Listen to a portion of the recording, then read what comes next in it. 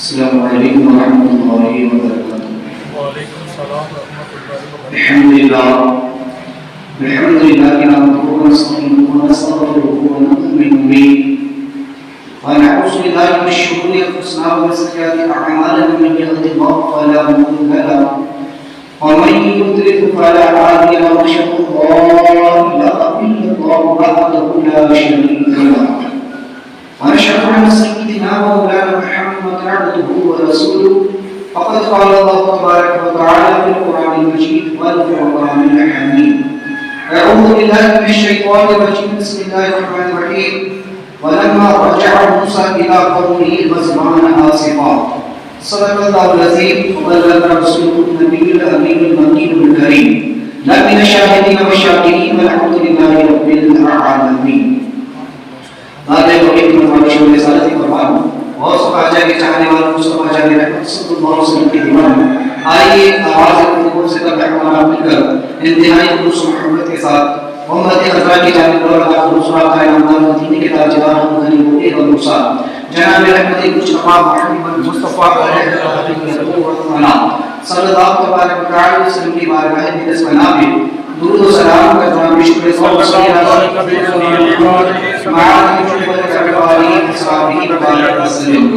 ایک بڑی اللہ صلی اللہ علیہ وسلم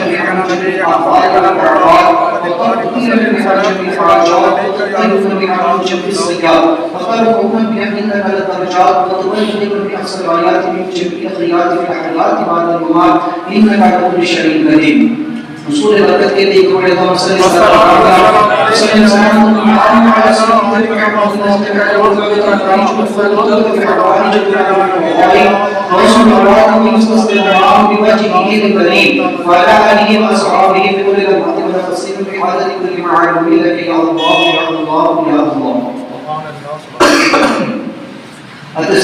موسیٰ کلیم اللہ نبی علیہ السلام کا ذکر مشہور ہے، جس میں ہم نے پچھلے جمعہ سماعت کیا کہ موسیٰ علیہ السلام کو اللہ تبارک و تعالیٰ نے طور ہی پر آگاہ فرمایا کہ تمہارے پیچھے تمہاری قوم کو سامنے کے گمراہ کر دیا۔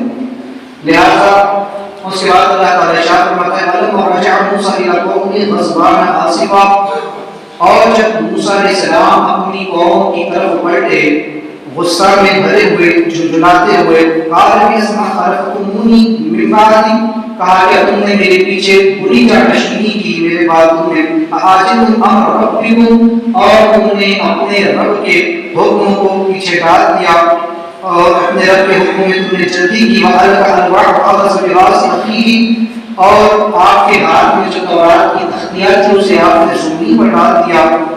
أَخِيهِ يَجُرُّهُ إِلَيْهِ، اور اپنے بھائی کے بال پکڑ کر کے کھینچے۔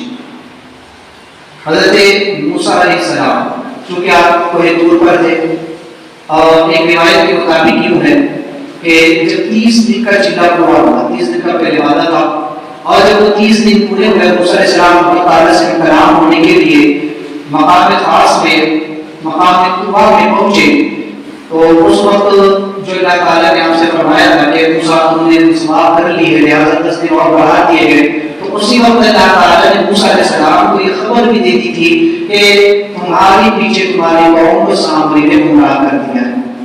تو یہ خبر خاص روایت کے مطابق 30 دن کے بعد ہی موسیٰ علیہ السلام کو دے دی گئی، اور اس کے بعد اللہ تعالیٰ نے 10 دن اور بڑھا دیے، یعنی آپ اور 10 دن جو ہے تو رہ کر کے روزہ رکھے، پھر سے جو ہے تو اعتکاف کرے، اور پھر اس کے بعد ہم سے جو ہے تو کلام کرنے کے لیے آئے۔ لہٰذا موسیٰ علیہ السلام اس 10 دن کے بعد جو ہے تو پھر جب اللہ کی تعالیٰ کی بارگاہ میں پہنچے اور پھر کلام ہوا، چونکہ روایت میں ہے کہ فوراً آپ کے سوتے ہی وہاں سے نہیں لوٹے تھے۔ جب اللہ نے آپ سے فرمایا کہ آپ کے پیچھے اپنے کو گمراہ ہوئے تو فوراً نہیں چل رہے، بلکہ اس کے بعد 10 دن اور رہے، چونکہ چلا کا جو شروع ہوا تھا وہ 1 ذی القعدہ سے شروع ہوا اور 30 ذی القعدہ کو مکمل ہو گیا۔ جب آپ وہاں پہنچے رب کی بارگاہ میں اور کلام ہوئے تو رب نے کہا کہ 10 دن اور پورے کرو، تو 1 ذی الحجہ سے پھر آپ نے جو ہے 10 روزے اور رکھے، اور 10ویں ذی الحجہ کو جو ہے تو آپ کے 10 دن مکمل ہوئے، اور 11ویں ذی الحجہ کو آپ کو تورات شریف عطا کی گئی۔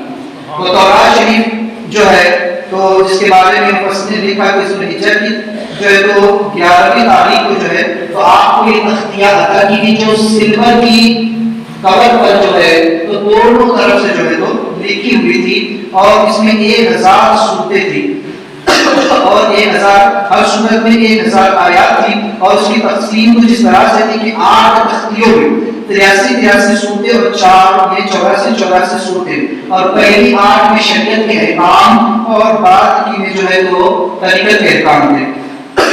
جو شریعت کے احکام تھے اس میں عبادت و تعداد و طریقے انتظامی ملک کے قانون عدل نظام قواعد سابقہ تاریخی واقعات فضائل رحمت برکت پیشن گوئیاں قیامت کا ذکر ثواب عذاب کا بیان اور جو دوسری 4 تھی طریقت کی اس میں مسائل جو وسائل تھے وہ وسائل چندہ مراتبہ خلوت قرب الہی اور مکاشفات و معجزات و کرامات اور معرفت الہی کے اسباب جو ہے اس کے اندر موجود تھے. لہذا یعنی پہلی جو 4 تھی ان میں شریعت کے 8 میں جو شریعت کے اور 4 میں جو ہے تو طریقت کے احکام تھے. لہذا اس طرح یہ محمد تورات شریف کا مجموعہ تھا جس کو موسیٰ علیہ السلام نے اٹھا کر کے بعض روایت کے مطابق اپنی پشت پر بعض روایت میں اپنے سینے سے لگا کر بعض روایت میں دونوں ہاتھوں سے اٹھا کر تشریف لائے. لہذا جب آپ جو ہے تو چلے تھے کوئی دور سے تو اشراق کا وقت تھا اور جب آپ اپنے قوم کے درمیان پہنچے تو عصر کا وقت ہو چکا تھا. جیسے ہی موسیٰ علیہ السلام اپنی قوم میں پہنچے وہ قوم کہ جس کو آپ اپنے پیچھے چھوڑ کر گئے تھے اس کے اندر تمام قسم کے لوگ موجود تھے. آپ السلام میں وہی تھے اور مومنین جنہوں نے آپ کے پیچھے آپ کی باتوں پر عمل کیا اور وہ خود کی پجاری کہ جنہوں نے موسیٰ علیہ السلام کے پیچھے بچڑے کی پوجا شروع کر دی سامنے وغیرہ تمام کو ملا کر کے مدرت کی شارہ قوم کہا گیا. لہٰذا آپ ان کی طرف لوٹے تو جب آپ لوٹ کر کے آئے تو سیدھا قوم کی طرف آئے اپنے گھر سیدھا کوئی ڈائریکٹ نہیں گئے کیونکہ آپ جب آئے تو راستے میں قوم نظر آئی اور ان کا حال یہ تھا کہ وہ جو بچڑا سامنے نے بنایا تھا اس کا ذکر آگے آئے گا تو کہ اسے جو اس نے سونا چاندی لے لیا تھا پورا اور اس کو پگھلا کر کے اس کا اس نے ایک بت بنایا تھا یعنی بچڑے کا جو 6 مہینے کا گائے کا بچہ لگتا تھا موٹا تازہ اور اس کے اندر اس نے وہ مٹی جو جبریل علیہ السلام کے گھوڑی کے پیروں کے نیچے سے اٹھائی تھی وہ مٹی اس نے اس کے منہ میں ڈال دی تھی جس کے سبب سے بعض روایتوں میں مفسرین فرماتے ہیں کہ اس میں گوشت اور روسر آ گئی تھی اور بعض فرماتے ہیں کہ صرف بس اس میں ایک آواز سی پیدا ہو جاتی جب ہوا چلتے ہوا اس میں سے گزرتی تو اس سے ایک آواز نکلتی جس کو دیکھ کر کے یہ لوگ جو ہے تو اس کے آگے سجدہ کرتے. تو قوم کی حالت یہ تھی کہ اس بچڑے کے ارد گرد سب لوگ آسن مار کے بیٹھ جاتے جیسے آج کل کے کفار مشرکین اپنے بتوں کے سامنے بیٹھے ہوتے ہیں وہی کیفیت تھی کہ اس کے سامنے وہ بیٹھ جاتے تھے اور جو ہے تو جب وہ بچڑا آواز کرتا تو فوراً اس کے سامنے سجدہ کرتے اور جب اس کی آواز بند ہوتی تو اس کے سامنے جو تو پھر بیٹھ جاتے ناچتے گاتے گھر بجاتے ڈھول تال سے باجے سے کیونکہ زمانے کی جو تھے اس اعتبار سے. تو لہٰذا یہ قوم کا انداز تھا. موسیٰ علیہ السلام جب عصر کے وقت وہاں پہنچے قوم کے درمیان تو آپ نے قوم کو اسی حال میں پایا کہ قوم جو اس بچڑے کے ارد گرد بیٹھی ہوئی ہے آسن مارے. جیسے موسیٰ علیہ السلام نے قوم کو اس حال میں دیکھا آپ کو بڑا جلانا ہے یہی پہلے تو جلانے اس کو پیغمبر تو آپ کو قوم کو اس حال میں دیکھ کر کے جو ہے تو بہت سخت قسم کا جو ہے تو جلال آیا جس کی طرف جو ہے تو قرآن نے اشارہ کیا کہ غضبانہ آصفہ آپ کو سخت قسم کا جلال آیا اور تعصب ہوا افسوس ہوا.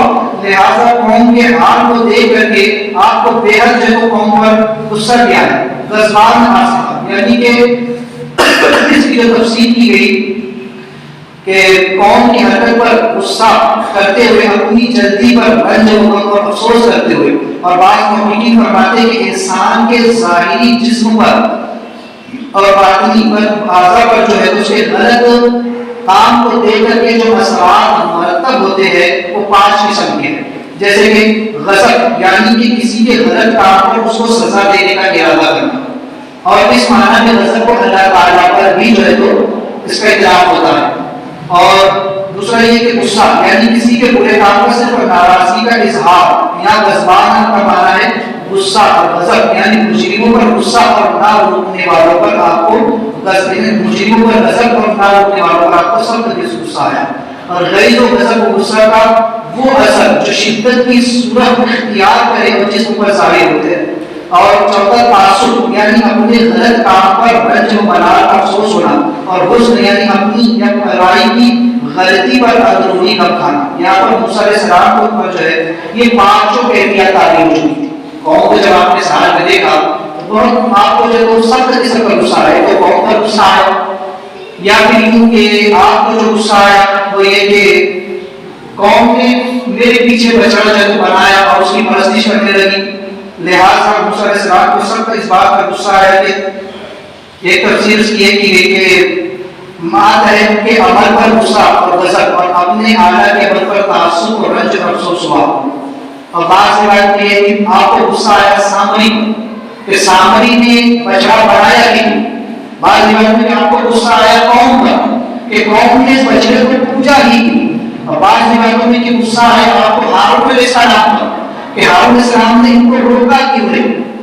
تو لہٰذا بہرحال زیادہ تر یہ ہے کہ آپ کو غصہ اور غضب دونوں آئے، تو لہٰذا ایک یہ بھی کہ غضبان آصفہ، یہاں پر اللہ تعالیٰ نے اپنے تین حال بیان کیے موسیٰ علیہ السلام کے۔ پہلا غضبان آصفہ، یہ جو ہے تو دل کا حال ہے، لہٰذا زبان کا حال قال بسم تم نے میرے بعد بہت بری جانشینی کی، اور تیسرا القا الواح یعنی کہ آپ کے ہاتھ میں جو تورات کی تختیاں تھی وہ آپ نے زمین پر ڈال دی۔ لہٰذا انسان کا جو دل ہے وہ بادشاہ ہے، لہٰذا اگر دل میں عقیدت ہو تو پھر زبان سے الفاظ بھی ویسے ہی ادا ہوتے ہیں اور آنکھوں سے نظر بھی ویسی ہی نکلتی ہے۔ لیکن اگر دل کے اندر ہی برائی ہو، دل کے اندر ہی بدعقیدگی ہو یا توہین کا جذبہ ہو تو پھر حالات بھی ویسے ہوتے ہیں، حکم بھی ویسا ہی رہتا ہے۔ یہاں موسیٰ علیہ السلام سے جو معاملات ہوئے وہ بے خودی کی حالت میں ہوئے، شاید اس میں آگے چل کر ذکر ہوا۔ تو لہٰذا موسیٰ علیہ السلام پر ان تمام کیفیات کی میں ہوا یہ سب سے پہلا جو عمل آپ سے ہوا وہ یہ کہ آپ کے ہاتھ میں جو تورات کی تختیاں تھیں وہ آپ نے زمین پر ڈال دی۔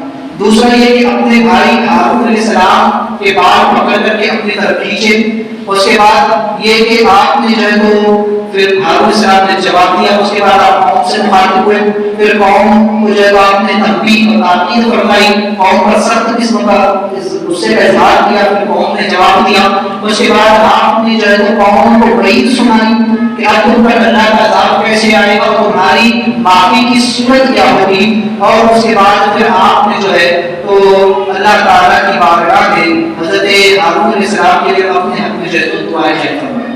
تو بہرحال تو ہوا ان کے سب سے پہلے حضرت موسیٰ علیہ السلام کے ہاتھ میں جو تختیاں تھیں تو وہ تختیاں آپ نے جو ہے تو زمین پر ڈال دی۔ لہٰذا اس کے بارے میں مفسرین فرماتے ہیں کہ حضرت موسیٰ علیہ السلام سے یہ جو عمل ہوا وہ بے خودی کی حالت میں ہوا۔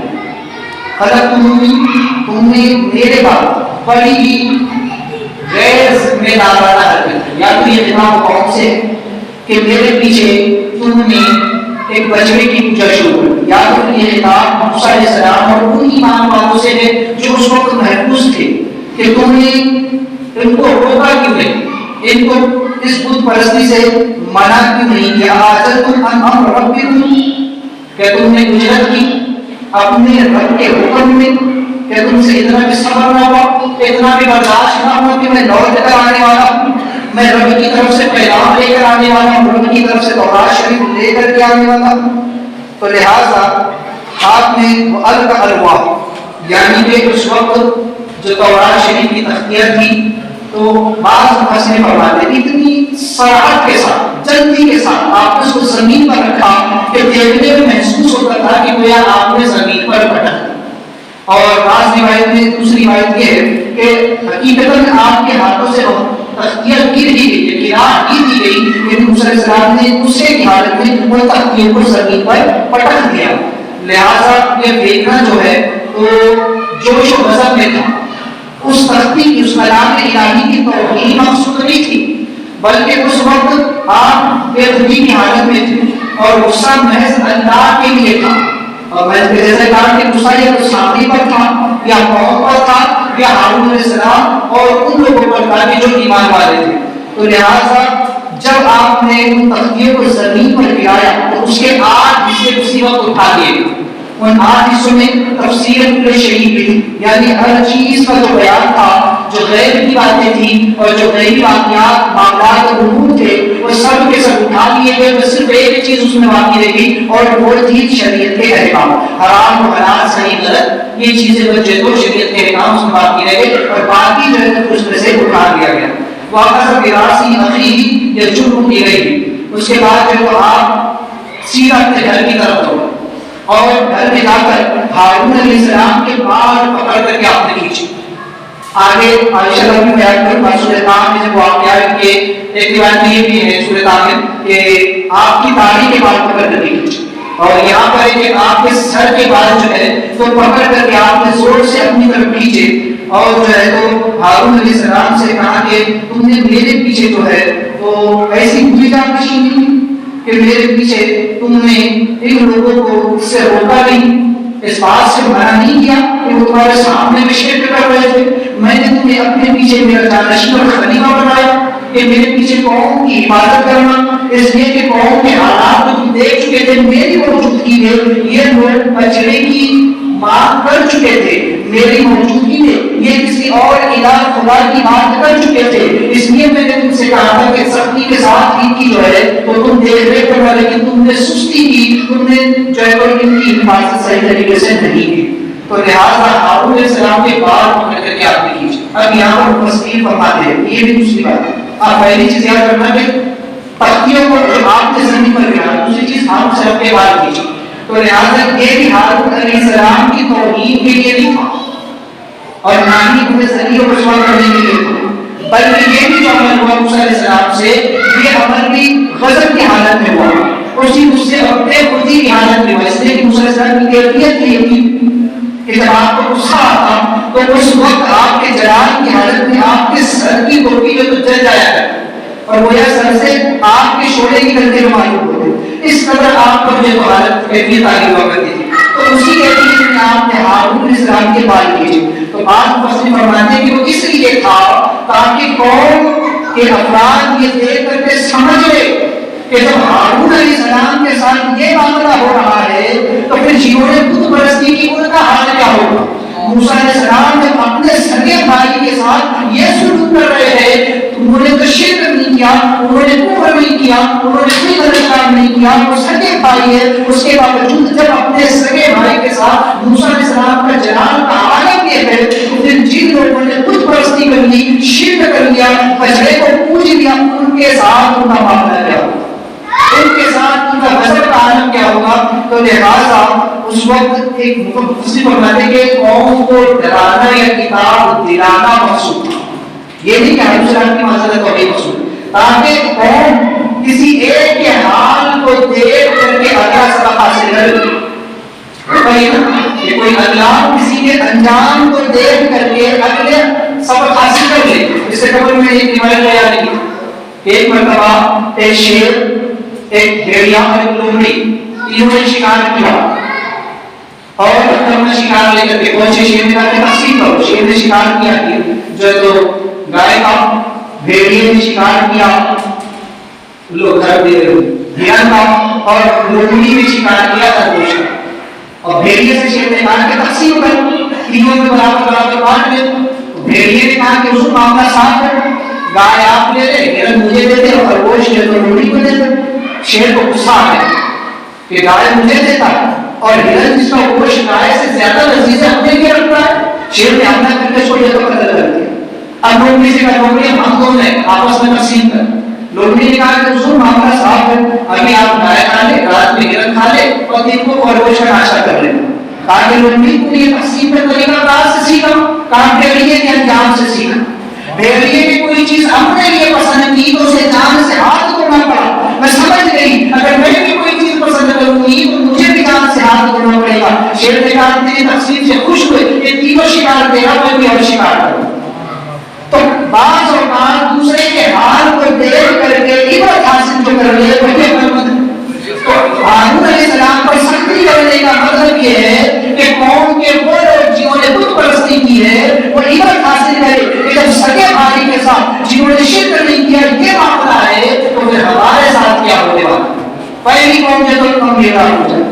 یہاں سے چیز یہ بھی سمجھ لیں، اللہ تعالیٰ نے قرآن مجید میں انبیاء علیہ السلام پر جو محکومانہ کتاب فرمایا ہے وہ اس لیے نہیں ہے کہ معاذ اللہ نبیوں کو میں نے چھڑکا یا نبیوں کی توہین کی یا نبیوں کو برا بھلا کہا، بلکہ اس لیے ہے تاکہ امت قوم جو ہے سبق حاصل کرے کہ انبیاء جن کو اللہ کا سب سے زیادہ قرب حاصل ہے، جب اللہ اپنے محبوبوں پر محبوبی کتاب فرماتا ہے جبکہ وہ گناہ نہیں کرتے، انبیاء گناہوں سے پاک ہے، معصوم ہے، بے عیب ہے، جب اللہ ان پر محبوبانہ کتاب فرماتا ہے تو ہم تو گنہگار، ہم تو رات دن گناہ کرتے ہیں، ہم پر اللہ کا کیسا گزر۔ اور یہاں سے یہ بات بھی سمجھے کہ آقا کریم صلی اللہ علیہ وسلم نے اخیر وقت میں اپنی بیٹی سیدہ فاطمہ الزہرا رضی اللہ تعالی عنہا کو اپنے قریب بلا کر کے فرمایا کہ بیٹی فاطمہ میرے بعد شریعت پر سختی سے عمل کرتی رہنا، شریعت کے احکام کو مت چھوڑنا، کیونکہ کل قیامت کے دن میں تمہارے کام نہیں آؤں گا۔ اب اس بات کو دلیل بنا کر کے وہابیہ بیان میں یہ کہتے ہیں کہ دیکھو نبی تو اپنی بیٹی کے کام نہیں آئے گے، نبی تو اپنی بیٹی کی مدد نہیں کر سکتے تو اوروں کی بات نہ کیا مدد کریں گے۔ تو سن اس کا وجہ، اس کی وجہ یہی ہے کہ آقا علیہ السلام اپنی بیٹی کے ذریعے قوم کو پیغام دینا چاہتے تھے۔ جب میں اپنی سکی بیٹی جو جس کے بارے میں حضور نے فرمایا فاطمہ میرے جگر کا ٹکڑا ہے، جس نے فاطمہ کو تکلیف دی اس نے مجھے تکلیف دی، اور جس نے مجھے تکلیف دی اس نے اللہ کو تکلیف دی۔ تو جس بیٹی سے حضور اتنی محبت فرماتے ہیں، جب حضور اپنی بیٹی سے یہ بات کہہ رہے ہیں کہ بیٹی شریعت پر عمل کرتی رہنا، کہیں ایسا نہ ہو کہ کل قیامت کے دن اور لوگ کو نیک اعمال لے کر کے آئے اور تم اعمال سے خالی ہو کر کے آؤ تو پھر امید یہ مت کرنا۔ تو لہٰذا گویا کہ بیٹی کے ذریعے امت کو خبر دی جا رہی ہے، امت کو آگاہ کیا جا رہا ہے کہ تم لوگ سمجھ جاؤ جب میں اپنی بیٹی سے یہ کہہ رہا ہوں تو پھر تم لوگوں کو نیک اعمال کرنے میں کس قدر جو محنت کرنی چاہیے، اس گمان میں مت رہنا، اس خیال میں مت رہنا کہ ہم حضور کے امتی ہیں، ہم بھلا شیخ کے مرید ہیں، ہمارے پیر کو بھلا کو بچا لیں گے۔ اور جب حضور اپنی بیٹی سے کہہ رہے ہیں کہ اگر خالی اعمال کے ساتھ آؤں گی، اعمال لے کر نہیں آؤں گی تو پھر یہ امید نہ رکھنی ہے۔ ایک طرح کی جو تہذیب ہے صرف ڈرانا مقصود ہے، یہ نہیں کہ حضور کام نہیں آئیں گے، حضور تو ہر ایک کی مدد فرمائیں گے، حضور تو ایک ایک جہنمی کو جہنم سے نکال کر جنت میں پہنچائیں گے، لیکن یہاں پر شریعت کا تحفظ مقصود ہے۔ گویا کہ امت کو بتانا چاہتے ہیں کہ میں اپنی بیٹی کو شریعت کی تحقیق کر رہا ہوں کہ شریعت پر مضبوطی سے قائم رہنا، شریعت پر عمل کرنا۔ آج جو لوگ نمازوں کو چھوڑ بیٹھے، نیک اعمال کو چھوڑ بیٹھے، اور جب ان سے کہا جاتا ہے کہ نماز کے لیے آؤ، نیک اعمال کی طرف آؤ، تو کہتے ہیں ہم تو حضور کی امتی ہے، ہم نے بھلا حضور کا دامن تھاما ہے، ہم تو بھلا شیخ کے مرید ہیں، ہمیں تو حضور بچا لیں گے، غوث پاک بچا لیں گے، غریب نواز بچا لیں گے، بے شک بچا لیں گے، لیکن اس کا یہ مطلب نہیں ہے کہ اعمال کو چھوڑو۔ مقصد یہ ہے کہ اعمال کرو، اگر اعمال میں کمی رہ جائے گی تو یقیناً یہ پورا کر دیں گے۔ یہ ان اعمال کے لیے تم نے جو کمی پہنچائے گی اس کے لیے اللہ کی بارگاہ میں سفارش کر دیں گے، شفاعت کر دیں گے اور اللہ تعالیٰ معاف کروا دیں گے۔ یہ نہیں کہ کوئی انسان پورا بے فکر ہو کے رہ جائے کہ بس اب مجھے تو کچھ کرنا ہی نہیں۔ تو یہ تہذیب کے لیے سرکار علیہ السلام نے بھی جو ہے اپنی بیٹی کے ذریعے امت کو پیغام دیا۔ یا موسیٰ علیہ السلام نے بھائی کے بات اس لیے کیجیے تاکہ قوم سمجھ جائے کہ جب سگے بھائی کے ساتھ یہ معاملہ ہے تو پھر ہم اور آپ کا کیا معاملہ، پھر تو موسیٰ علیہ السلام ہم پر جو ہے تو کیا معاملہ کریں گے۔ تو لہٰذا موسیٰ علیہ السلام نے جو ہے تو جب اپنے بھائی کے بال پکڑ کر کے کھینچے تو کہا، حضرت ہارون علیہ السلام نے کہا، قالت اے میری ماں کی بیٹی۔ آپ نے ہارون علیہ السلام نے موسیٰ علیہ السلام کو کہا کہ اے میری ماں کی بیٹی۔ باپ کی طرف سے نسب چلتا لیکن باپ کا واسطہ نہیں کیا، ماں کا واسطہ دیا تاکہ ماں کی اہمیت کا پتہ چلے کہ ماں کے نام میں تاثیر کیا ہو۔ تو گویا کہ مفسر فرماتے ہیں کہ حضرت ہارون علیہ السلام اور موسیٰ علیہ السلام سگے بھائی ہیں، لہذا باپ کے والد کا نام عمران اور ماں کا نام یوحائز بنت یسہر ابن دابی ہے، اور بعد میں فرمایا کہ ان کا نام مہدیانہ ہے، لہذا آپ ان کے حقیقی بھائی ہیں۔ لیکن ماں کے نام میں جو جوش مارنے کی تاثیر ہے کہ ماں کا نام سنتے ہی موسیٰ علیہ السلام کا جنان ٹھنڈا ہو۔ گویا کہ ماں کے نام میں بڑی تاثیر ہوئی. تو جب ماں کے نام میں اتنی تاثیر کہ موسیٰ علیہ السلام کا جلال ٹھنڈا ہو گیا تو پھر سوچے کہ رسول کائنات صلی اللہ علیہ وسلم کے نام کا عادت کیا ہو. حضور کے نام میں کیسی تاثیر ہوگی, حضور کے نام میں کیسی برکت ہوگی. لہذا مفسرین فرماتے ہیں کہ ماں کے نام میں یہ تاثیر ہے اس لیے کہ ماں کے سینے سے دودھ نکلتا ہے, اسی دودھ کو اولاد پیتی ہے تو اولاد کے درمیان رشتہ اخوت, رشتہ محبت قائم ہو جاتا ہے. تو جس رسول کائنات صلی اللہ علیہ وسلم سے ہمیں ایمان ملا, جن کے سینے سے ہمیں ایمان ملا, ہمیں شریعت ملی, ہمیں دین ملا, ہمیں اسلام ملا, تو جس نبی نے ہمارے درمیان اخوت کا, پیار کا, محبت کا, بھائی چارے کا رشتہ قائم کر دیا, اس نبی کے نام میں تاثیر کیا ہو. لہذا حضور کے نام کو مفسرین فرماتے کہ یہ تفسیر اعظم اور یہ خود ایک اسم اعظم. لہذا حضور کے نام میں اللہ تعالیٰ نے دو میم رکھے, محمد دو میم آتے ہیں. حضور کا جو ذاتی نام ہے اس میں دو میم ہے. مفسرین فرماتے ہیں کہ یہ دو میم اللہ نے رکھے ہیں تاکہ اس لیے کہ جب حضور کا نام لیا جائے تو دونوں ہونٹ آپس میں مل جاتے ہیں. یہ نام کی وہ تاثیر ہے کہ یہ دو ہونٹوں کو ملا دیتا ہے.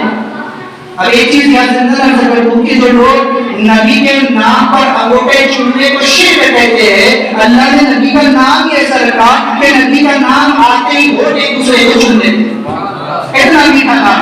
آج فرماتے ہیں کہ منہ زبان پہ آ جاتا, جب آ جاتا ہے لب پہ نام جلال, منہ میں کھل جاتا ہے شہد نایاب, وجد میں ہو کے ہم بے خود اے جان بیدار اپنے لب چوم لیا کرتے.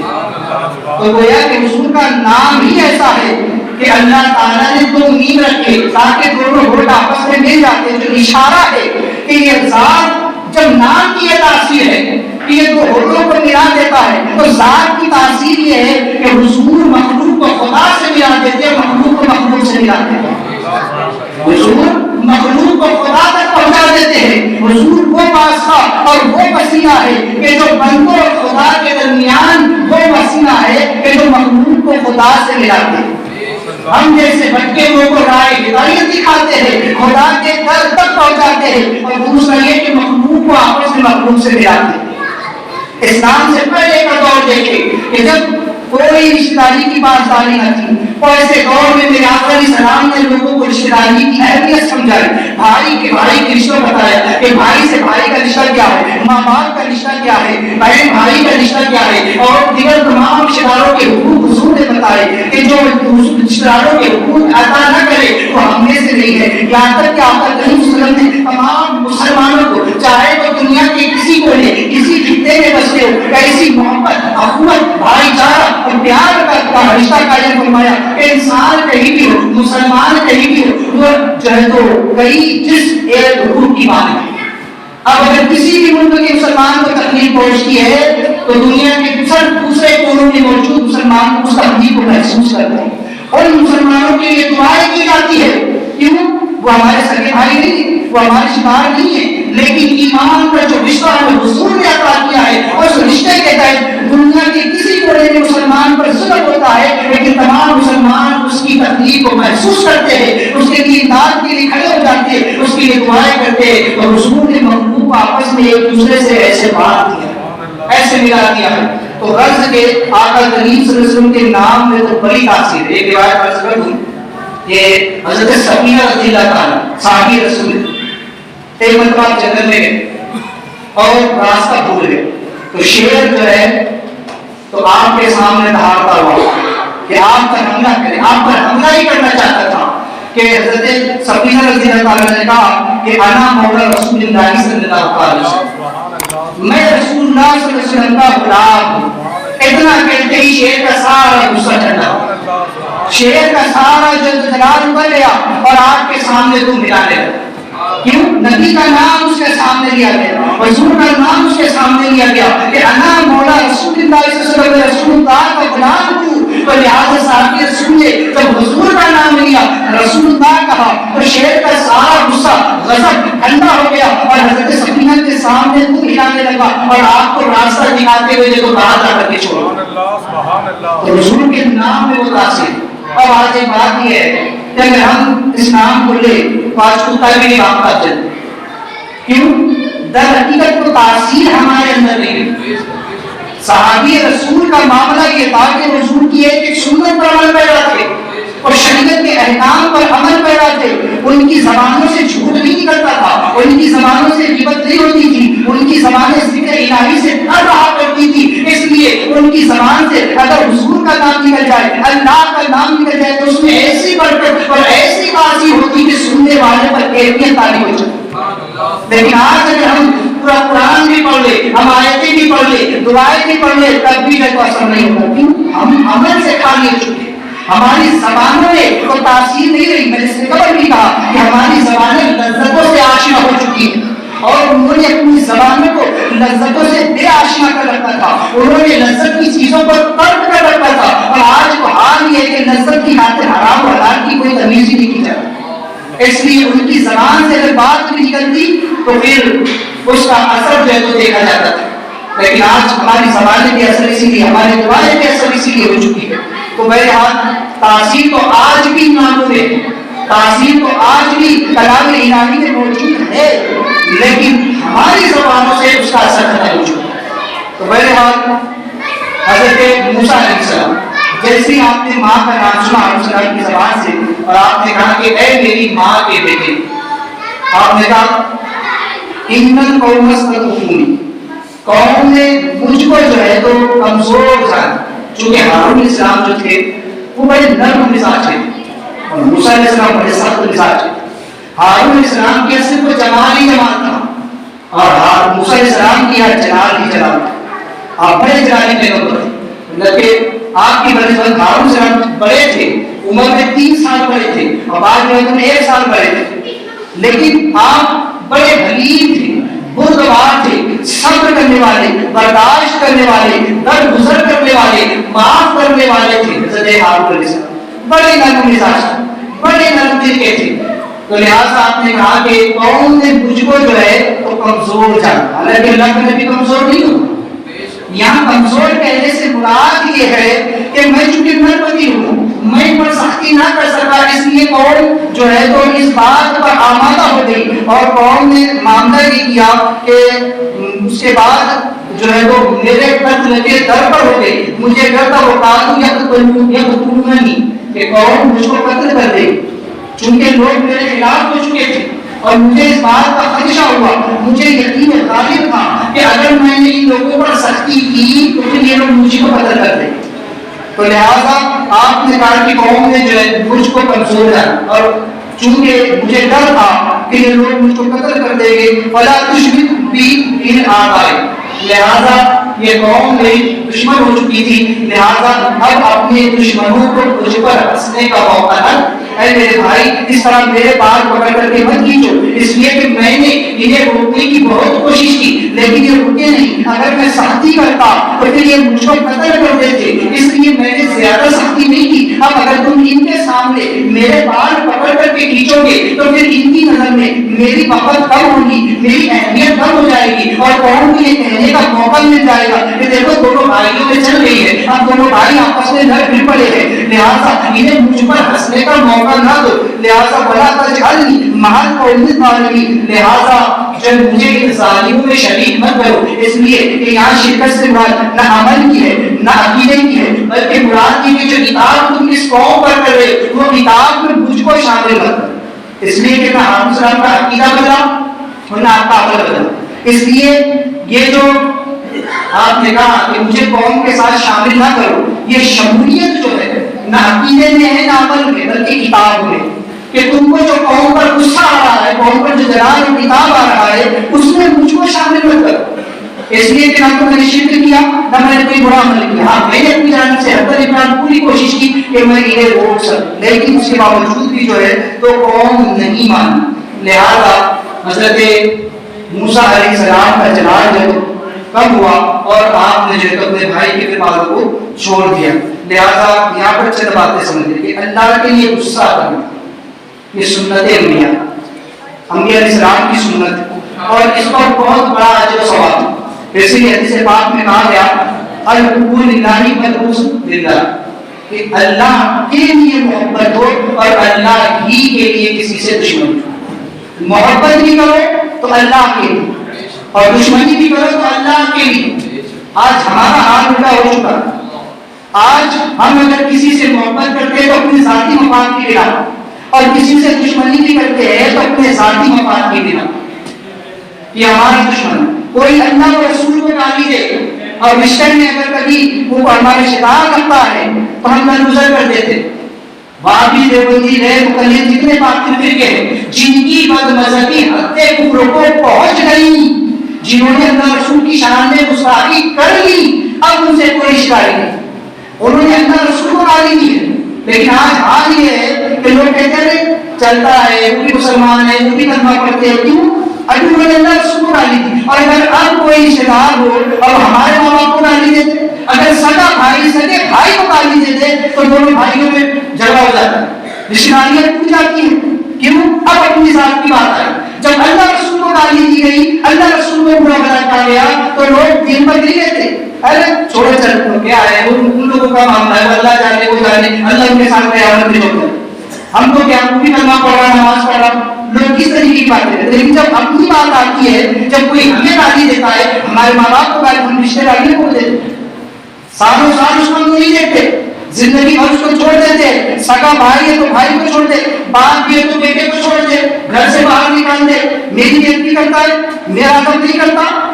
تو یہ حال ہے. کیوں؟ ہم نے اپنے ذاتی مفاد کو پیش نظر رکھا اور اپنے دشمنوں کو ہم نے جو تو اپنا دشمن ہی جانا, جبکہ شریعت یہ کہتی ہے کہ اللہ اور رسول کے دشمن سے دشمنی کی جائے اور اپنے دشمنوں کو معاف کیا جائے. آقا کریم صلی اللہ علیہ وسلم نے یہی پیغام دیا. حضور السلام نے اپنے دشمنوں کو معاف کر دیا. لوگ آج الٹا بیان کرتے, الٹی بچائے چلتے ہیں. وہ کہتے ہیں وہ رسول نے اپنے دشمنوں کو معاف کر دیا, ہمیں بھی چاہیے کہ ہم لوگوں کو معاف کر دیں.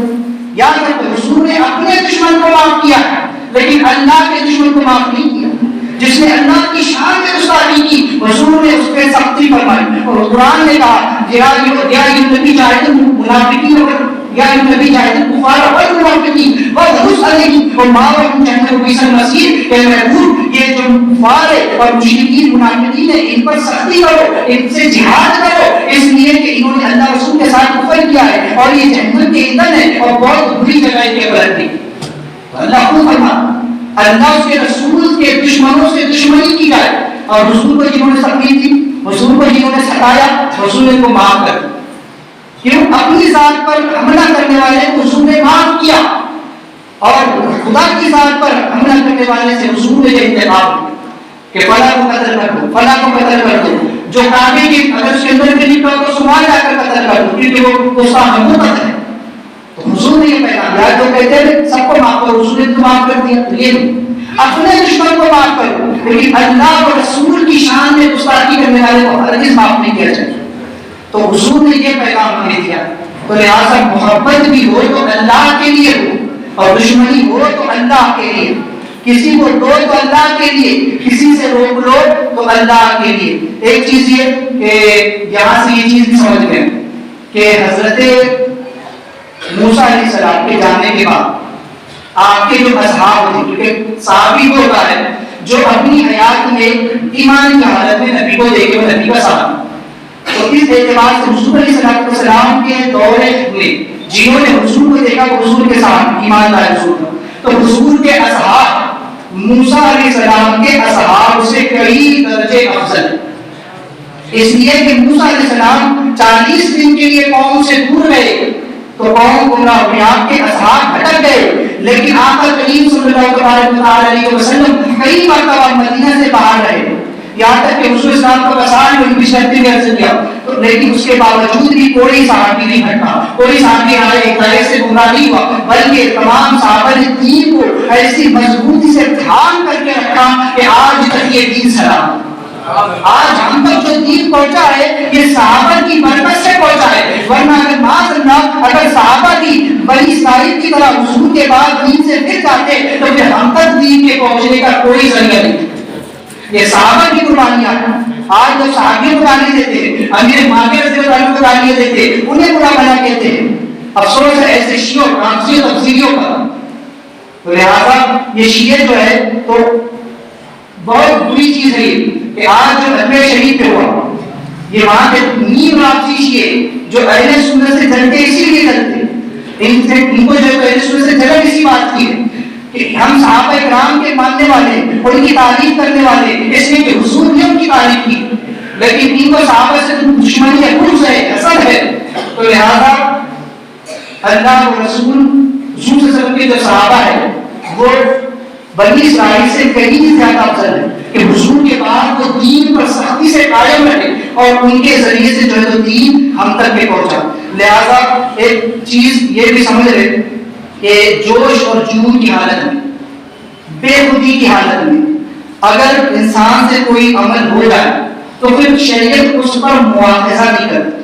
جیسے کہ حضرت موسیٰ علیہ السلام تورات شریف یہ قابل احترام اللہ کا کلام اللہ تعالیٰ نے جو تختیہ موسیٰ علیہ السلام کو عطا فرمائی تورات شریف کی وہ اللہ کا کلام بڑی ہی قابل احترام چیز ہے. لیکن موسیٰ علیہ السلام پر جب بے خودی کی حالت آئی یعنی غصہ آپ پر جب غلبہ پا گیا تو اس وقت حالت غضب میں حالت جلال میں موسیٰ علیہ السلام سے یہ دو کام ہوئے کہ آپ سے وہ تختیہ بھی جو تو زمین پر گر گئی اور جو آپ نے ہم السلام کے بال بھی جو تو پکڑ کر کے کھینچے. تو اگر بے خودی کی حالت میں یہ کام ہو جائے تو شریعت اس پر مواخذہ نہیں کرتی. موسیٰ علیہ السلام سے جب یہ معاملہ ہوا تو اللہ تعالیٰ نے کوئی گریز نہیں فرمائی.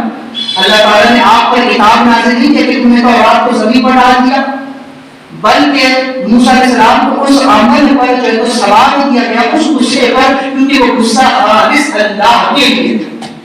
اگر غصہ انسان کو اپنی ذاتی مفاد پر آئے کوئی ہمیں گالی دے دے ہمیں برا بھلا کہہ دے اور اس صورت میں ہمیں غصہ آئے اور پھر اس حالت میں ہم سے کوئی کام ہو تو پھر اس پر مواخذہ ہو سکتا ہے اس پر ہوگا مواخذہ. کیوں؟ ایک تو یہ کہ غصہ کیا اس بات پر کہ اپنی ذات پر یا تو درگزر کرنی چاہیے تھی معاف کرنی چاہیے تھا غصے کو پی جانی چاہیے تھا لیکن غصہ کیا ایک تو یہ پھر غصہ عقل کو ظاہر کر دیتا ہے تو پھر ایسی حالت میں کوئی غلط کام کر لیا تو وہ حالت سے دوہرا معاملہ.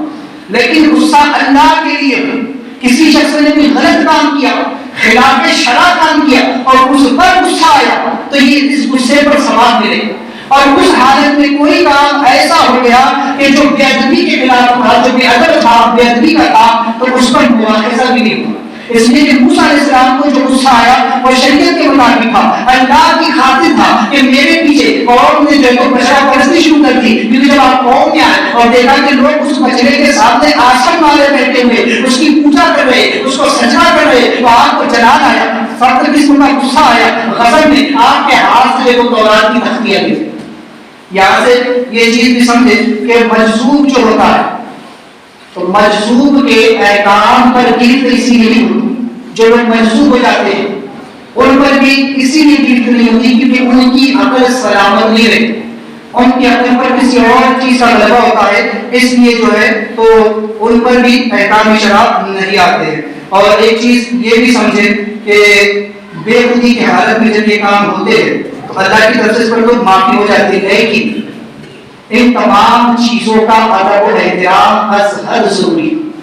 اللہ والوں کی تعظیم قرآن کی تعظیم احادیث کی تعظیم دینی کتابوں کی تعظیم ان چیزوں کی تعظیم کرنا توقیر کرنا انبیاء اولیاء کی تعظیم و توقیر کرنا یہ از حد ضروری.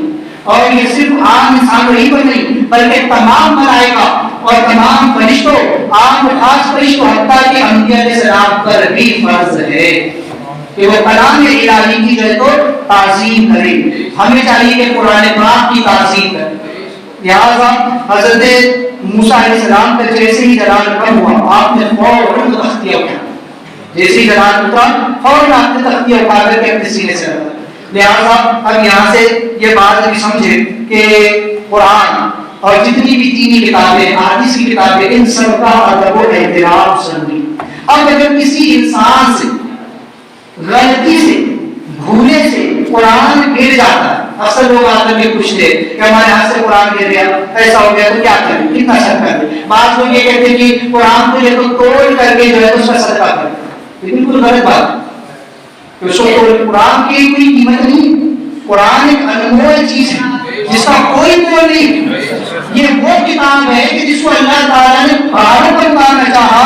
لو انزلنا هذا القرآن على جبل لرأيته خاشعا متصدعا من خشية الله کہ اس کے بوجھ کو، اس کے ثقل کو، اس کی گرانی کو پہاڑوں نے اٹھانے سے انکار کر دیا. پہاڑوں نے کہا کہ مولا اس امانت کو اٹھانے کی صلاحیت ہم میں نہیں ہے، ہم اس کو برداشت نہیں کر سکتے. تو پہاڑ جیسے مضبوط جسم رکھنے والے پہاڑ جب قرآن کو برداشت نہ کر سکے، اس کا بار نہ اٹھا سکے، تو یہ دنیا کا ترازو کیا اس کو موڑ ڈال سکے؟ یہ دنیا کا ترازو کیا توڑ سکے گا؟ اس لیے علماء فرماتے ہیں کہ اگر غلطی سے، بھولے سے کسی کے ہاتھ سے قرآن گر جائے، سپارہ گر جائے، کوئی دینی کتاب گر جائے، تو اٹھا کر کے اس کو چوم لے، اس کو رکھ دے اور اپنی استطاعت، اپنی طاقت حیثیت کے مطابق ہو سکے تو کوئی چیز صدقہ کر. بس یہ توبہ کر اللہ کی بات کر، بس یہ کافی. لیکن کسی نے قصد نہیں کیا، جان بوجھ کر معاذ اللہ کسی نے قرآن کو پھینکا، کسی پارے کو پھینکا اور حدیث کی کسی کتاب کو توحید کی نیت سے پھینکا، تو اسی وقت کافر ہو جائے. اب اسے تجدید ایمان، تجدید نکاح اور تجدید بیت سب کچھ کرنا پڑے، تجدید نکاح بھی کرنا پڑے گا. تو لہٰذا بے خودی کی حالت یا بے خیالی میں یا غلطی سے یا بھولے سے اگر یہ احکام ہو جائے تو اس پر معافی ہے اللہ کی طرف سے. تو لہٰذا اس بات کو آپ سمجھیں. اور ادب ہر چیز کا ضروری ہے. آج ایک بات ذہن میں آ گئی، ابھی موسم چل رہا ہے رجب شریف، اور اس میں جو ہے تو خاص کر کے رجب ہتھیلی کے نام سے تہوار ہوتے ہیں، جو کہتے سیدنا رجب صاحب علیہ غازی اور سیدنا مسعود صاحب علیہ غازی رضی اللہ تبارک تعالیٰ ان بزرگوں کے نام سے منسوب ہے. لہذا ادب میں کہتا ہوں بے شک ضروری ہے. بزرگوں کا ادب یا ان کی فاتحہ کا ادب ہر حال میں ضروری ہے. یوں اس میں قرآن پڑھا جاتا ہے، اناج سامنے رکھا جاتا ہے، اناج کی حضور اسلام نے خود فرمایا کہ روٹی کی تعظیم کرو، حضور نے ہمیں خود دیا. تو اناج کی تعظیم کی اللہ کا رزق ہے، اور اللہ نے پلا رہا ہے، پلا رہا ہے، شکر ادا کرے، اس کے رزق کی بھی تعظیم کرے. تو قرآن پڑھا جاتا ہے اور سامنے کھانا رکھا جاتا ہے، دونوں ہی چیزوں کی تعظیم. تو کسی بھی بزرگ اور ان کی فاتحہ، ان بزرگوں کی بھی تعظیم ضروری ہے اور اس فاتحہ کی بھی تعظیم ضروری ہے. اب یہ چیز ضروری ہے کہ ٹھیک ہے ان کا ادب پہلے تعظیم کریں، لیکن یہ چیزیں بھیجا ہے کہ اس تہوار کے کھانے کو باہر نہیں لے جا سکتے، گوشت کھانے والا نہیں کھا سکتا، جس کے گھر میں تہوار ہے وہ گوشت نہیں کھا سکتا، بغیر نہائے نہیں کھا سکتا. یہ غلط ہے، کھا سکتا ہے لیکن ادب یہ ہے کہ ٹھیک ہے نہا کر کے کھائے تو اچھی بات ہے، باوضو کھائے. یوں بھی ہر کھانا باوضو کھانی چاہیے، اس میں برکت ہوتی ہے. تو لہٰذا ادب اپنی جگہ، لیکن غلو نہ کرو. جو چیز شریعت نے اپنی جانب، شریعت نے فرض نہیں کی، واجب نہیں کی، لازم نہیں کی، اپنی جانب سے وہ چیز فرض اور لازم مت کرو کہ نہیں ایسا ہی چھوڑنا، اس کے بنا نہیں ہو سکتا. جس کے یہاں موت ہوگی وہ تہوار نہیں کرے گا، جس کے یہاں بچے پیدا ہو جائے وہ تہوار نہیں کرے گا. ارے بھائی اس میں کیا ہے، موت سے اس سے تعلق. ارے بچہ اگر پیدا ہوا تو خوشی کی بات ہے، اس کے لیے بھی دعا کرو. اگر موت ہو گئی تو کون سا غم تین دن کا ہے، بلکہ اس فاتحہ میں مردے کو بھی شریک کرو، اس کو بھی ثواب پڑ جائے. تو لوگ یہ عورتیں خاص کر کے جاتے ہیں، لیکن یاد رکھیں مرد حاکم ہوتا ہے.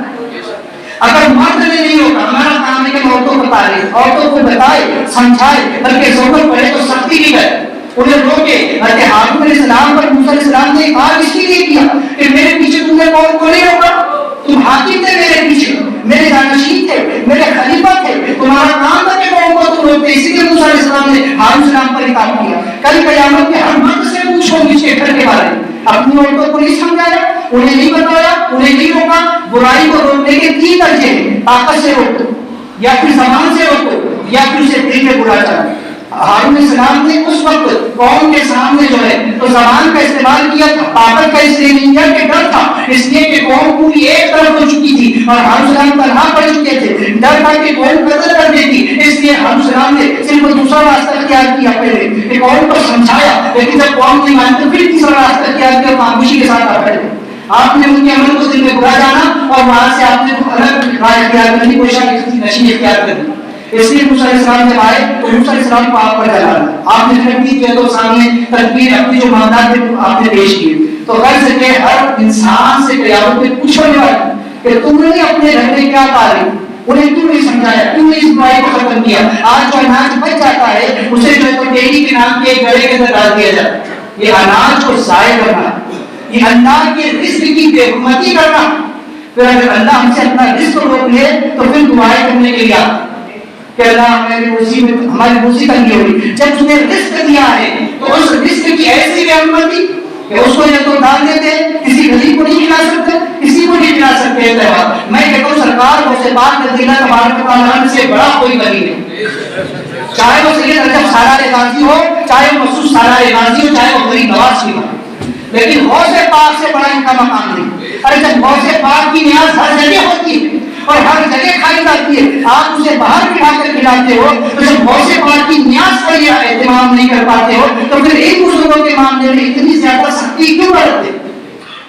میں کہتا ہوں اہتمام ہو, غوث پاک کی نیاز کا بھی اہتمام ہو کہ اس کو ادب کے ساتھ کھایا جائے, اس کو باوضو کھایا جائے, احتیاط کے ساتھ کھایا جائے, دانوں کو زمین پر گرنے نہ دیا جائے. ارے ہم تو مسلمانوں کو تعلیم دی گئی کہ دسترخوان پہ کھانا کھائے تاکہ جو لقمہ گر جائے, جو اناج دسترخوان پہ گر جائے, جو کھاتے کھا لو. آقا علیہ السلام فرماتے ہیں اس میں برکت ہے, اس لیے کہ جو دانا جنتی ہوتا ہے شیطان اسے ہاتھ سے گرا دیتا ہے, وہ تو جنتی اناج ہے, جو اٹھا کر کھانے میں کوئی آر نہیں, کوئی شرم نہیں محسوس کرنی چاہیے.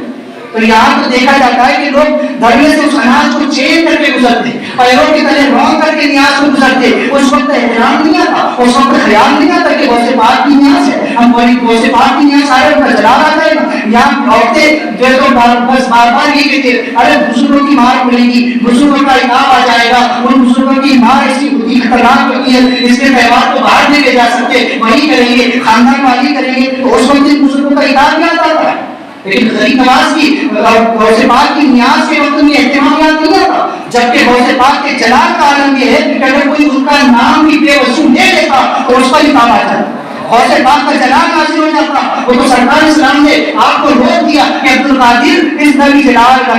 تو آج یہ کرم ہے کہ ہم نام لے رہے, یہ اللہ کا کرم ہے کہ ہماری زبانوں پر اپنا نام جاری رکھا, یہ رسول پاک کا کرم ہے کہ ان کا نام ہماری زبانوں سے نکلتا ہے. اور نہ ایسے پاک ناموں کو لے لیں گے تو ہماری زبانیں بھی قابل نہیں. تو احتیاط اور ادب ضرور کریں, لیکن بیجا حرکتیں, غلو اور غلط رسمیں اور غلط اعتقاد کو دور کریں. ان تمام چیزوں سے جو ہے تو بچیں. تو بہرحال ایک آخری چیز یہ بھی سمجھ لیں کہ ماں کے نام میں بھی بڑی تاثیر ہے. ماں سے محبت اور عقیدت بھی ویسی کرو. روایت میں ہے کہ ایک مرتبہ آقا کریم صلی اللہ علیہ وسلم کی بارگاہ میں آ کر کے ایک شخص نے عرض کی کہ یا رسول اللہ فلاں شخص ہے, وہ انتقال ہونا چاہتا ہے, اس کا انتقال کا وقت قریب ہے, لیکن اس کی زبان پر کلمہ جاری نہیں ہو رہا, لہٰذا آپ تشریف لے چلیں. اللہ کے نبی صلی اللہ علیہ وسلم صحابہ کرام کے ساتھ اس کے گھر گئے اور اسے تلقین کر, اللہ کا نبی کلمہ پڑھا ہے, حضور کلمہ پڑھا رہے کہ کلمہ پڑھو لا الہ الا اللہ محمد رسول اللہ, لیکن اس شخص کی زبان پر کلمہ جاری نہیں ہو رہا. اللہ کتنے تعجب کا مقام ہے کہ اللہ کے نبی کلمہ پڑھا رہے ہیں لیکن پھر بھی وہ شخص کلمہ نہیں پڑھ پا رہا ہے. آقا علیہ السلام نے فرمایا کیا یہ نمازوں کی پابندی نہیں کرتا تھا؟ صحابہ نے کہا پانچوں وقت کا نمازی تھا, تہجد گزار تھا, اشراق چاش قوافی سب کچھ پڑھا کرتا تھا, کہا کہ زکات نہیں دیتا تھا, کہ صبح زکات بھی پوری پوری ادا کرتا, کہا کہ یہ نیک اعمال نہیں کرتا تھا, کہ صبح سب کچھ کرتا تھا, بڑا نیک متقی پرہیزگار تھا. کہا کہ اچھا کیا اس کے ماں باپ زندہ ہیں؟ کہا ہاں اس کی ماں زندہ ہے. کہا کہ ماں کی نافرمانی کرتا تھا؟ کہا ہاں اپنی ماں کی نافرمانی کرتا. کہا کہ اس کی ماں کو بلا کر کے لاؤ. اللہ کے نبی لیتا ہے, ایک چیز سمجھے, حضور کو خبر ہے کیا ہو رہا ہے. حضور نے پوچھا کس کے تلقی کا علاج کہ حضور کو گئے کہ خبر ہوتی تو حضور کو پوچھ لے کہ اس نے نماز کی پڑھتا تھا کہ نہیں پڑھتا تھا, حضور کو معلوم ہوتا. تو حضور جانتے تھے کہ یہ نماز پڑھتا تھا کہ حضور کے پیچھے نماز پڑھ رہا, تو حضور کو جان رہے نا کہ نماز پڑھتا ہے.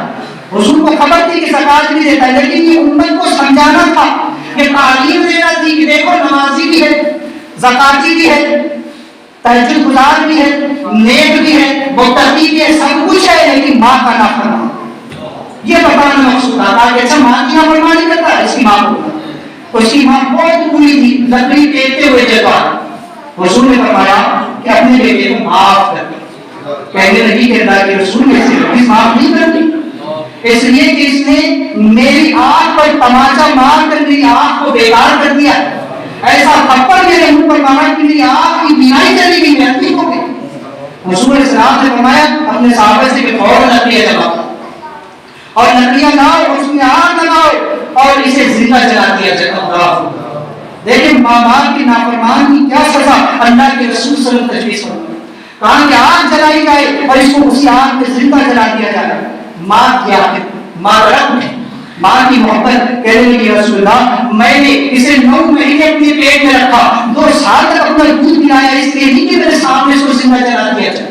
اللہ کے رسول میں اسے معاف کرتی ہوں. ادھر ماں نے معاف کیا ادھر کلمہ پڑھا تو اس طرح سے پرواز کر.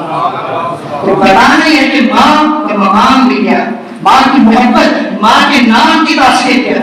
تو غرض کے ان تمام چیزوں کو ذہن رکھ کر آخری چیز کہ اگر حالات برے آپ دیکھیں, قوم میں اگر برائی دیکھیں تو اس کو ضرور روکیں. ہر انسان کی ذمہ داری ہے. حضرت موسیٰ علیہ السلام نے اپنے پیچھے علیہ السلام کو اپنا جانشین بنایا کہ میرے پیچھے قوم کی اصلاح کرنا. ہر ایک شخص کی ذمہ داری ہے اگر وہ کوئی برائی کو دیکھے تو اسے روکے. ہر شخص اپنے گھر کا ذمہ دار ہے, وہ دیکھے کہ کیا برائی ہو رہی ہے, لہٰذا جو ہے وہ برائی کو روکے. اور پہلی چیز طاقت سے, یہ کام سلاطین اسلام ہے. اور دوسرا زبان سے, ہمارا کام ہے کہ ہم زبان سے برائی کا رد کر دیں. سننے میں آتا ہے کہ آج کل کس محلے میں کیا ہم کھیلنے کی بہت زیادہ جوا کھیلنے اور نہ جانے کیا کیا کھیل جو بہت زیادہ کھیلے جاتے ہیں, سڑکوں پر کھیلے جاتے ہیں. اللہ خیر فرمائے. ہمارے پاس اتنا وقت ہے کہ ہم اپنا وقت فضول گیم میں بیٹھ کر کے, کیرم میں بیٹھ کر کے, کرکٹ کے لیے اس کے لیے تو وقت دے دیتے ہیں, لیکن نماز کے لیے ہمارے پاس وقت نہیں ہے. جب نماز کی بات آتی ہے کہ کیا وقت نہیں, ہم تو جو وقت کی ملتی ہے پڑھ لیتے ہیں, لیکن کیرم کھیلنے کی بات آئے, کرکٹ کھیلنے کی بات آئے, کوئی اور گیم کھیلنے کی بات آئے, فلمیں دیکھنے کی بات آئے, ابھی فلم چلے پٹھان ہر کوئی دیکھنے کے لیے پہنچ رہا ہے. یہاں مسجد میں پہنچنے کا وقت نہیں ہے کہ اذان ہو چکی اللہ کا مؤذن بلا رہا ہے, ہمیں اللہ کے حضور جھکنا ہے, لیکن بس ایک فلم کہنے لگ گئی, اس کا پوسٹر کہنے لگ گیا, ہر کوئی دوڑے جا رہا ہے. اللہ کو منادی آواز دے رہا ہے 5 مرتبہ, حی علی الصلاۃ, حی علی الفلاح. اللہ دعوت دے رہا ہے کہ بندو میری بارگاہ میں آؤ, کامیابی چاہتے ہو, فلاح چاہتے ہو, عزت چاہتے ہو, سربلندی چاہتے ہو تو میری طرف آؤ. تو کوئی دوڑنے کے لیے تیار نہیں, کوئی آنے کے لیے تیار نہیں. پوسٹر کیا لگ گیا, اس نے کوئی اعلان نہیں کیا, اس نے کوئی ڈھنڈورا نہیں کیا, صرف پوسٹر لگا دیا اور قوم ہے کہ تھوڑی چلی جا رہی ہے سینے والی. افسوس کا مقام ہے آج ہم کہاں, ہمیں کہاں ہونا چاہیے تھا. تو برائی کا ہمارا کام ہے برائی کا رد کر دے. ہم نے برائی کا رد کیا. اب تیسرا درجہ یہ ہوتا ہے کہ جس سے نہ ہو سکے وہ دل میں اس چیز کو برا جائے اور باہر سے ہٹ جائے. تو لہٰذا اللہ تعالیٰ کی دعا ہے کہ مولا کریم ہم تمام کو خود بھی عمل کرنے کی اور دوسروں کو نیک اعمال کی دعوت دینے کی توفیق عطا فرمائے, برائی سے بچنے کی توفیق عطا فرمائے. حضرات چونکہ مسائل کا سلسلہ شروع ہے, اس دن بھی 3 مسئلے جو درج ہوئے تھے سجدہ کے متعلق, آج بھی 3 مسئلے جو سماعت کریں. سجدہ میں کم از کم 1 مرتبہ سبحان اللہ جو وقت مقدار کا جو ٹھہرنا یہ واجب ہے. سجدے میں ایک تصویر سبحان اللہ کی مقدار خاموش ٹھہرنا واجب ہے. اور 3 مرتبہ سبحان ربی الاعلیٰ یہ کہنا سنت ہے. 3 سے کم اگر کسی نے کہا, کسی نے ایک ہی بار یا 2 ہی بار کہا تو کوئی نہیں, لیکن اتنا ہے کہ سنت کی ادائیگی کا ثواب نہیں ملے. اور اگر 3 سے زیادہ کہا, 5 مرتبہ 7 مرتبہ تو یہ مستحب ہے, جتنا زیادہ اتنا زیادہ ثواب ملے گا. اور ایک مسئلہ یہ کہ جلسہ یعنی کہ دونوں سجدوں کے درمیان جو بیٹھتے, پہلا سجدہ کر کے اللہ اکبر کہہ کے بیٹھتے, ابھی اللہ اکبر کہتے ہیں دوسرے سجدے میں جاتے, تو وہ جو بیٹھتے اس کو جلسہ کہتے ہیں. اس جلسے میں ایک تصویر سبحان اللہ کی مقدار خاموش ٹھہرنا واجب. بعض لوگ کیا کرتے ہیں سجدے سے اٹھے اللہ اکبر پورا نہیں کہ نہیں بھی دوسرا سجدہ کر دیتے, یعنی ان کا واجب کر دو. اگر واجب کر دو بھائی تو نماز مقبولیت ہے, یہ بھی واجب نہیں ہے. اور اگر یہی عادت بنا لی قصدن کرتا ہے تو اس کی نماز ہی نہیں, پھر سے اپنی نماز کو اثر نہیں. اگر غلطی سے ایسا ہو گیا تو پھر جو ہے تو سجدے سے اس کی تلافی ہو جائے گی. لیکن کسی نے عادت بنا لی, بس وہی کرتا ہے, جان بوجھ کر بتانے کے بعد بھی اسے غلط کرتا ہے, تو اب سے اس کی نماز ہی نہیں, اس کی نماز ہی باطل ہو جائے گی, کیونکہ وہ جان بوجھ کر کے واجب کو چھوڑ رہا. تو لہٰذا مسائل کو ذہن رکھیں, نماز کو صحیح کرنے کی کوشش کریں. دعا ہے کہ مولا کریم ہم تمام کو مسائل شریف کا عمل کرنے کی توفیق عطا فرمائے. اور ہم کی غلطی توبہ کرتا ہوں, استغفر اللہ ربی من کل ذنب و اتوب الیہ, لا الہ الا اللہ محمد رسول اللہ.